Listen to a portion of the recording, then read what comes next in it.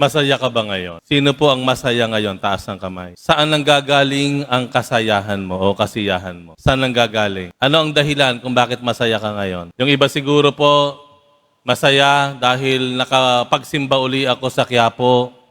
Malayo yung aming pinanggagalingan, babiyahe. O yung iba nagkaroon ng karamdaman, pansamantala na hindi nakababiyahe, hindi nakapagsisimba dito ng personal, puro live stream lamang. O yung iba siguro dahil katabi mo yung sintat irog mahal pag-ibig mo, hindi kaya? Yung iyong future, hindi kaya katabi mo ngayon yan? Masaya ka. Ayan. Sa Ebanghelyo, maaari ko po kayong mula sa Ebanghelyo ay pwede po nating pagnilayan yung pinanggagalingan ng ating kasiyahan. Hayaan niyo po, magmungkahi ako ng 3 pinanggagalingan, 3 dahilan kung bakit tayo masaya. Una, masaya ka dahil masarap. Masaya ka dahil masarap.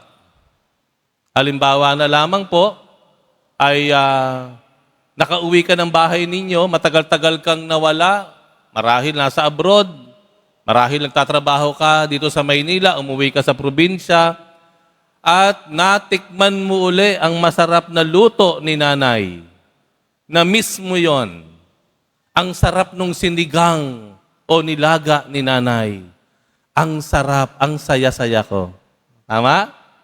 O kaya, nakarating kayo doon sa lugar na pinapangarap mo lamang. Doon sa resort, sa island, na nakikita mo lang sa mga kaibigan mong pinupuntahan. O kaya ay nakapunta ka doon sa ibang bansa para sa iyong out of town na bakasyon. Sa karatig bansa ng Pilipinas, nakapunta ka, ang sarap-sarap. Nakita mo yung nakikita mo sa larawan, ang sarap ng pakiramdam. Masaya ka dahil masarap. Gayon pa man, delikado rin po kung yan lang ang pamantayan ng ating kasiyahan. Kung ang kasiyahan lamang ay nakabase dahil masarap, ang pwede nating kahantunan ay masyado tayong makasarili, gahaman. Wala kang iniisip kung ano yung kapakinabangan sa'yo, ano yung maganda sa'yo, ano yung masarap sa'yo. Hedonic, ika nga ang tawag, hedonic joy. Masaya ka dahil masarap sa senses mo. Pangalawang pinanggagalingan o dahilan ng ating pagiging masaya ay dahilan masaya ka dahil may nagawa ka. May nagawa ka. Meron kang natapos, natupad, meron kang na-accomplish, halimbawa.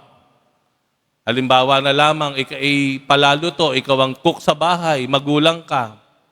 Nakita mo yung mga anak mo, pagkain nila nung inyong hinihanda mong iniluto mong ulam, napasigaw. Mami, maraming salamat. Ang sarap-sarap ng luto mo. Talagang walang kapares. Ayan ano. Ikaw naman, hindi mo nga tinitikman yung iyong luto, pero masaya ka na. Tinitignan mo yung mga anak mo, ay, ang saya-saya ng mga anak ko, nagustuhan nila yung aking luto. Masaya ka dahil may nagawa ka.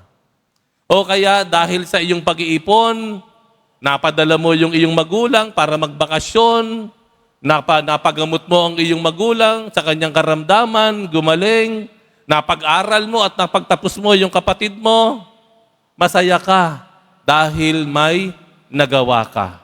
Accomplishment, ika nga. Gayon pa man, delikado rin kung puro doon lang nakabase ang ating kaligayahan. Kasi ang pwede nating kalabasan ay masyado tayong competitive.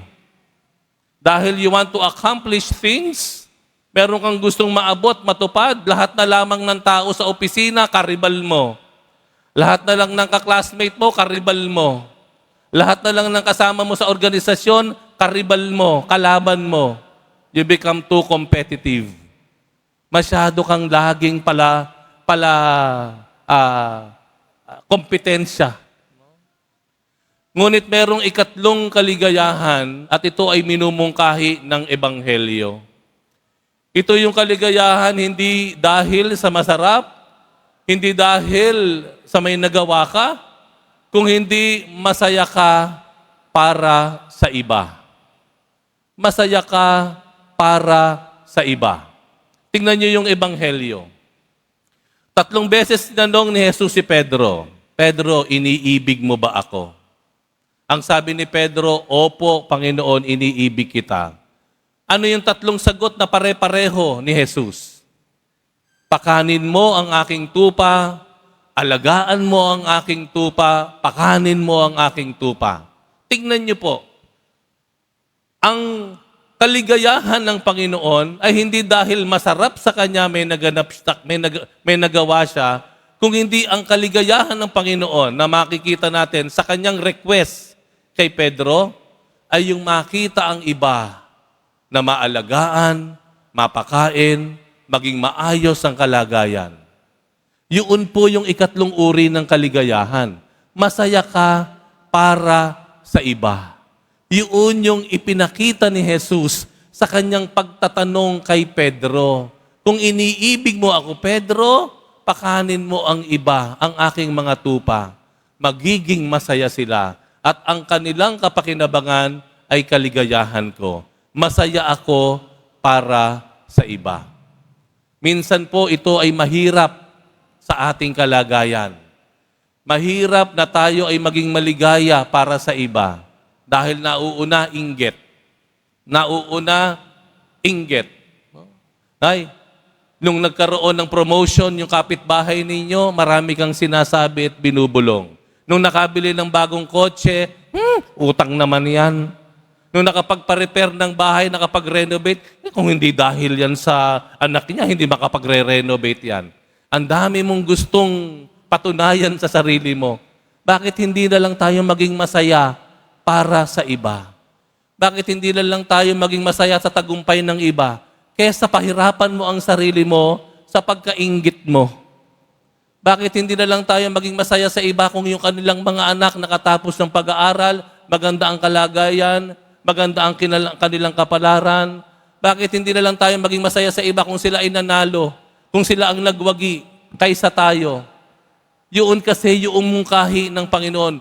Ganon at doon nagmumula ang kaligayahan ng Panginoon na tayo ay maging masaya para sa iba. Opo, maging masaya tayo dahil masarap. Opo, maging masaya tayo dahil mayroon tayong nagawa. Pero idalangin naman po natin na matutunan po natin yung uri ng kaligayahan na mayroon ng Panginoon. Ating hilingin sa Diyos sa misang ito, Panginoon, turuan mo ako na maging masaya para sa iba.